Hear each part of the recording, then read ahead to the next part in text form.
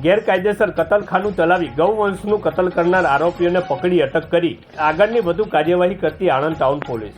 Anand town police સ્ટેશનના ASI Ehsan Hussain Mohammad મિયાનાઓને મળેલ બાતમી હકીકત આધારે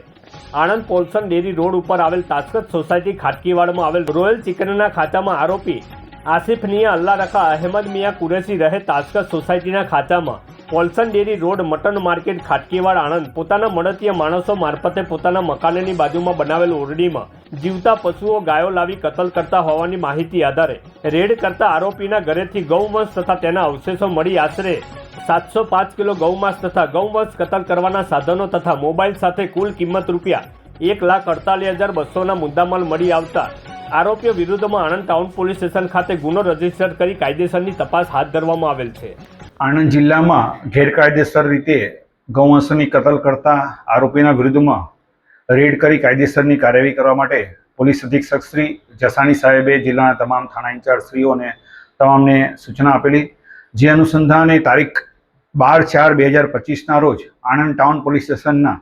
પીએસઆઈ જીએમ રબારી તથા આણંદ ટાઉનની પોલીસની ટીમ સાથે આણંદના ખાટકીવાડમાં રેડ કરતા આસિફ મિયા અલ્લા રખા અહેમદ મિયા કુરેશી રહેવાસી તાસ્કન સોસાયટીના ખાંચામાં Polson dairy road mutton market ખાટકીવાડમાં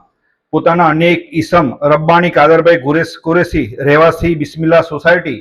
બંને ભેગા થઈ અને પોતાના મકાનની બાજુમાં ઓરડીની અંદર ગેરકાયદેસર ગૌવંશની કતલ કરતા હતા અને આ જગ્યાએથી ગૌવંશના આશરે 705 કિલો ગૌમાંસ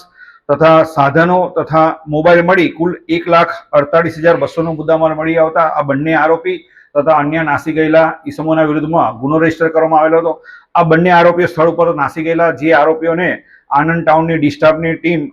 પીએસઆઈ ડોડિયા તથા ટીમના માણસોએ બંને આરોપીને પકડી અને કાયદેસરની કાર્યવાહી કરવામાં આવેલી છે. આ બંને ઈસમો જે જગ્યાએથી ગૌવંશની કતલ કરતા હતા તે જગ્યાએથી 705 કિલો ગૌવંશ મળી આવેલ હોવાનું વેટરનરી ડોક્ટર તરફથી પૂરતા પુરાવા મળી આવતા સર્ટિફિકેટ આપતા આ બાબતે ગૌવંશ કતલનો ગુનો રજીસ્ટર કરવામાં આવેલો છે. હાલમાં આરોપીની ધરપકડ કરવામાં આવેલી છે. આ કેટલા સમયથી આ ધંધો કરતા હતા, આ ગૌવંશ ક્યાંથી લાવતા હતા અને ગૌવંશ કતલ કર્યા પછી આ ગૌવંશ